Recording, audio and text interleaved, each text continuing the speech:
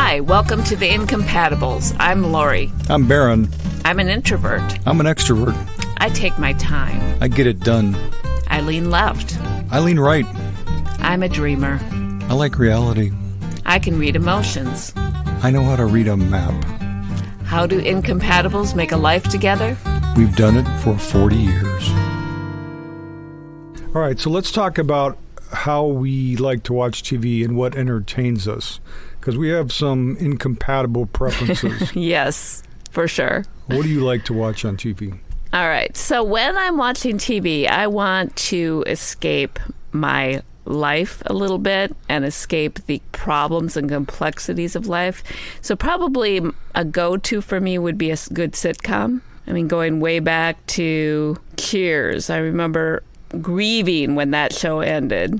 And from there, Bob Newhart. So yeah, probably anchored in that when I was a kid, listening to my dad's belly laughs when we watched Bob Newhart, Mary Tyler Moore. And of course, you know that he inspired me to become a psychologist. Right.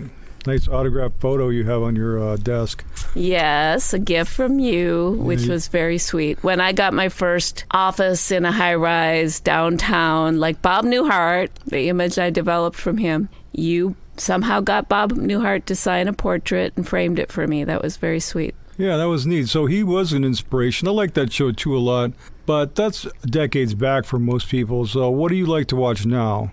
I still like sitcoms. So, I mean, it's progressed. You know, Frasier, another... Well, he was a psychiatrist. Yeah, I know. And then I know I'm dating myself, but that's fine. Then on to How I Met Your Mother and Big Bang Theory. And I recently watched the whole New Girl series because I had missed that. That was still 5 years ago. What are you watching that's actually on now? So I'm not finding a lot right now. What about Elementary? I like that show. It's Abbott Elementary. It's fun. But I lately have been dialing way back to Dick Van Dyke Show. Yeah, that is way back.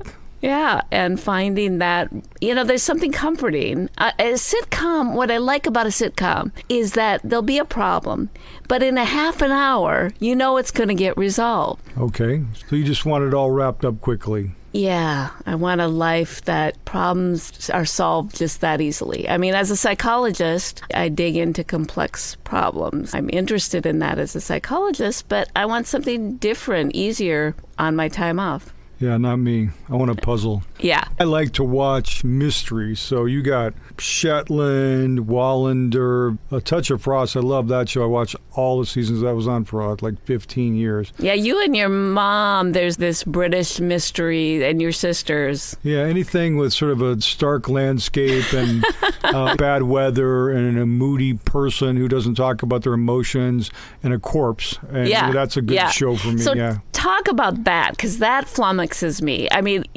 pretty much you wouldn't need a color TV set because it's monochromatic landscape. It's like the Ingmar Bergman films. It's sort of these struggles, complexity of life. But I just like mysteries themselves because they're puzzles. So you want to watch something that sparks your imagination and makes your brain work a little bit. Okay, does your brain not work otherwise?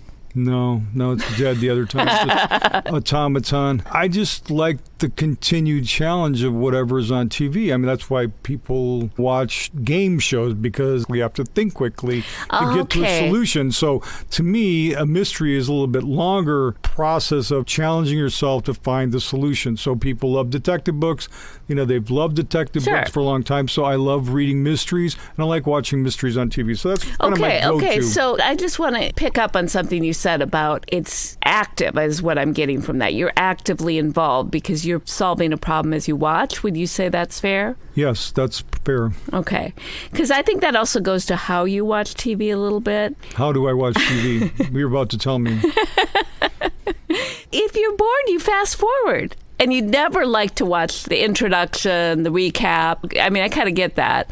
But I get a sense that you're very active. You want it to move along, kind of like you do with your life. Yeah, I don't like the long interludes. I don't mind some moody, cinematographic filming. I don't mind a little bit of pause. But if it gets too slow, yeah. Especially there's some like subplots where there's a subplot with their neighbor, or there's some red herring that's clearly irrelevant to the main case. And they're just filling time because they got 8 episodes now instead of a 2-hour film. Now they got to make this thing for Netflix and they got it stretched out into 8 hours.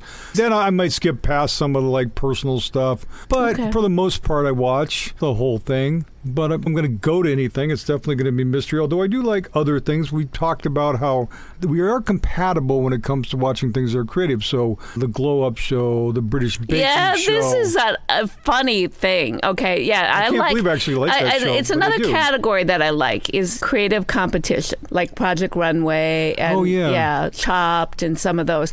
But you and I watched the British Baking show. I think that's what it's called. And we like Glow Up. I think you might even like that better than me, which surprised me. I think it's the craft, the actual craft of it. Like these are sort of a throwback to that in a sense that you have a creative process, something I would never engage in myself. But I'm curious about how people do it.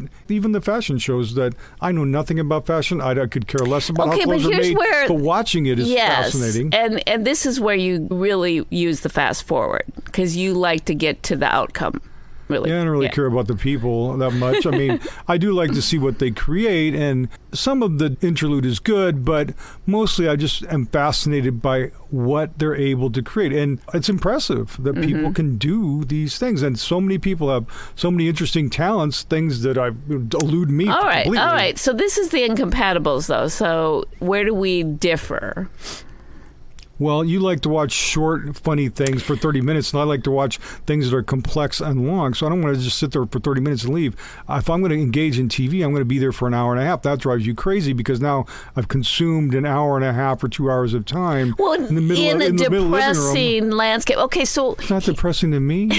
Why isn't it? Because it's a puzzle. No, but you also like it to be set in a morose setting with people who are tortured. They're not tortured. They're just, oh my gosh, really? That's how you think of it? No, I think, I don't have a lot of emotional depth, so I'm okay with people being fairly dour. I mean, if it's a Scandinavian show, that is great because that's who we are, right? We don't really talk about our emotions, so it's great. It's sort of that's why I like this Deadwind show. It's set in Finland, right? Bunch of dead bodies and people who don't talk very much. Perfect for me. It doesn't challenge you emotionally. It doesn't have to. You don't have to engage emotionally because you're a thinker more than a feeler. Exactly. Yeah. I'd say that's fair. And for me, I think I'm from 100% Norwegian, but my ancestry, but we are a little weird because we're a highly emotional family. So yeah, you're the outlier. We are the outliers. But I think for me, growing up in rural Minnesota, a lot of monochromatic landscape, flat, cold, frozen winters, a lot of dark. I was drawn to color. I am still drawn to color, which is opposite of you. Gray is great. Also, you're colorblind. Does that have anything to do with it? I don't know. No, I don't know. Okay. Anyway, I'm drawn to color. I'm also drawn to cities because they fascinated me as a kid. Towns around me were like 200, population of 200. Okay, so a show about a woman who lives in the city that ends in 30 minutes. It doesn't have to end in 30 minutes. Mary Tyler Moore. I watched some... It's not just sitcoms. We didn't get down all to my list.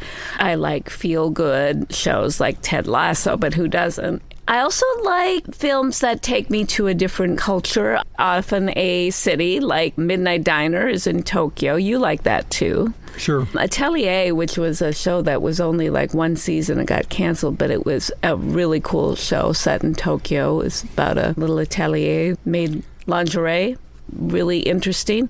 I like Only Murders in the Building. There's some crossover where we like the same thing. And some dramas, like Severance is very weird. Again, that takes me to a very different place. Yeah, that's about as different as it gets. Yeah. And that I probably wouldn't have stuck with if it wasn't for our sons. We just all kind of got into it. Hey, folks, would you like to help me buy Lori an anniversary present and support our show? Head over to incompatiblespodcast.com and click on the donate button. After 40 years with me, you know she deserves a gift. So let's talk about how we negotiate, because our differences over what we watch create incompatibilities in our schedule. Yeah. And you like to decide together what we're going to watch. And the reality is, we don't watch a lot of things together. But if I start watching something, and if I haven't cleared it with you at Show Central, scheduling, then you get kind of torqued off at me that I didn't ask you about something. Yeah, I do. So, there are certain shows that I'm not going to like, just based on our general preferences. That's fine. You also watch TV. I don't know how you get in. It's like your books. You just get in a lot, whereas I am more selective.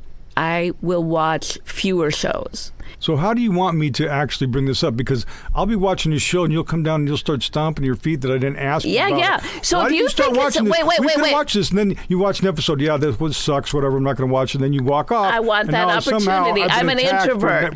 I'm an introvert. I want to be invited and then be able to decline the invitation. Yeah. Exactly. Yeah. Okay. Right. But seriously, if it's a show you think I might like and you launch into it, and an example of that was The Queen's Gambit. Yeah. You watched that whole, almost the whole series, and I loved that, and you didn't... I would not put you on that show. I would not think you would like that show. Well, I did. So you didn't think I'd like it. But I think there's shows that you probably might suspect that I would like, and you start them without letting me in on it. And then what happens? If I like it, I watch it at a different time, or I'm one behind you, and so we even have less time together. It's interesting that as an introvert, I'm the one taking care of the relationship. I don't see it as that at all. No. Well, we do have a conflict over watching television, and fortunately we have more than one TV. I guess I'll just go upstairs and watch it. During sports season, football season, I'm going to be watching some games, so you've been pretty good about that. Oh, I don't mind that. And in fact, I kind of like having a game on. All I'm asking, Baron, is that if you think I might like a show, you let me know that you want to start it and give me an opportunity to watch the first episode with you and to judge if I want to watch it with you or not. So if it's a mystery show... Is that hard? If it's a mystery show, can I presume that you do not want to watch it?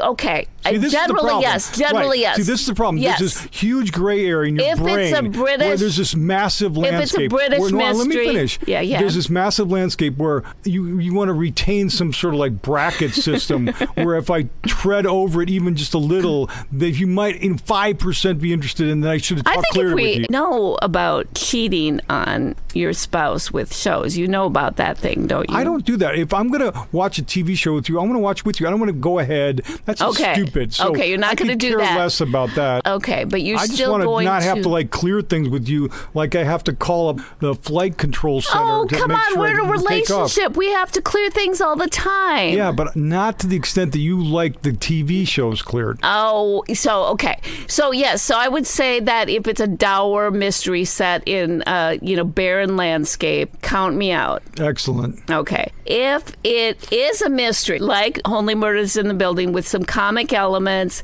if it's in a city, I also, and you may think I'm shallow for this, but I grew up with a big family in a small house. I like films that have luxury. I love old movies. I like elegance. I like worlds that I couldn't have as a child. So if there's wealth, like Only Murders in the Building, I like that apartment. I like hanging out in that apartment. All right, here's a test case for you. So there's a show set in New Zealand now called My Life is Murder. And it's a mystery show. It's a detective show. Okay. The protagonist is a retired female, Lucy Lawless, who plays the main character. Yeah. And her sidekick person is this super smart computer hacker who's her friend. Okay. And they solve mysteries together on cases that are dropped on their desk by the local cop who needs her help. So now there's some comedy elements to it, there's some relationship elements to it, but mostly it's just a clever mystery show set in a modern city. So it hits a lot of things for you. One, it's a female character lead. Yeah. It's a modern city situation. There is some light humor in it, but not a lot. But at the same time, it's mostly just how she figures out the murder case, which is presented in the first 5 minutes of the show. So I watched a few episodes of that. Now, based on your current criteria, I should clear it with you. Now, is that something you're going to watch? And my answer to that is I'm pretty sure it's no at the end of the day. It's probably no, but you know what? A lot of these shows, most of these shows now have trailers. So that if you didn't want me to have to watch the whole show with you, you could tell me that you're interested in the show. I could watch the trailer and I'd probably know. All right. I think that actually is a pretty good solution. We hadn't thought of that, because so thank you. I don't have to wait for you to park yourself on the couch and sit next to me, and I'd have to get into my Google schedule and figure out when to drop that show. Oh, yeah. All right. Okay, so you want to watch a trailer. I could flip a trailer to you on my phone, and you could watch it, and then you could give me the thumbs up or whatever. Then you wouldn't come down and give me the darts out of the eyes because I watched a show for 5 minutes that you might have liked. Oh, yes. You're so innocent. Thank you. So tortured and oppressed by your demanding wife. I wouldn't say tortured and oppressed. It's probably one of oppressed. The two. Oppressed. Yeah. Yeah, the oppressed entertainment czar. I do envy other couples who watch everything together, which is weird because I am an introvert. But I think, you know what? I think as an introvert, and we've had this argument too, I think one way I like to relate is to have a shared experience rather than just talking to each other. Right. I think it's that's less a positive. text. I think that's a positive thing to have a shared experience. There's so much good TV now. You can have those experiences, and you do need to find the shows you want to watch. However, if you're acting out of envy because you want to have somebody else's relationship watching every show together, and that's your ideal, I think that's probably a misstep because I don't think most people have that relationship. They're going to watch some stuff together, and they're going to watch some stuff separately. How to figure it out. Trailers is a good start, I guess, and knowing your partner, what they like. Yeah. And a sitcom I would probably ask you about because I probably wouldn't watch it anyway. No, you like. And movies I would probably ask you about because you like movies, and any kind of old movie I would ask you about. I think we both can enjoy an old movie, and I like noirs, which is interesting. I mean, there's something about the cinematic quality of a noir, an old noir film, with the dark shadows, and it's often in a city. And that's interesting because most of those are mysteries, and you somehow like that, but not a modern mystery. But see, I am not as active as a TV watcher as you. I kind of like sitting back and just giving myself over to the experience. So you watching a mystery, you're probably really working to sort it, figure it out. And I'm kind of doing that a little bit, but mostly I'm looking at the artistic quality of the show. I'm watching it unfold. I'm just kind of giving over to it. All right, so Magpie Murders, I'm watching that. Have you decided whether you want to continue to watch that or not? Because there's a new episode. Did we watch it together? We watched one episode together, and I wasn't sure what your reaction was. I'm basing on it. Okay, well, how about Andor we know we want to watch together, right? No, it's too dark. We watched a few really? episodes. You decided it's too dark, huh? Yeah, I think it's good. I much preferred the Lord of the Rings one because it was so visually stunning. I guess the artistic quality to me makes a big difference, and I tend to be... Yeah, I don't really much care about that. Yeah. I do like good production quality. I appreciate it, but I don't need that. I could watch a black and white set, a small cast. I'm just more curious about the story and the acting. All right, well... Looks like we got our work cut out for us to figure out what we're going to watch this long, cold winter here in Minnesota. It was really cold this morning. We went out to see the sandhill cranes migrating, and now that entertainment's over. And I have to thank you for that because I would never have gotten up at 5 o'clock on a single-digit morning, temperature-wise, to go out into the rural landscape to watch sandhill cranes, but I have to admit it was beautiful, and it was a sunny morning, so that helped. Yeah. Well, we found a item of compatibility we didn't otherwise know about. So. Yeah, so sometimes when we tread into each other's territory, it works. Right. Sounds good. Thanks for listening. Is your partner too sensitive or not sensitive enough? Enjoy our next episode on the Incompatibles when empath meets concrete dense guy.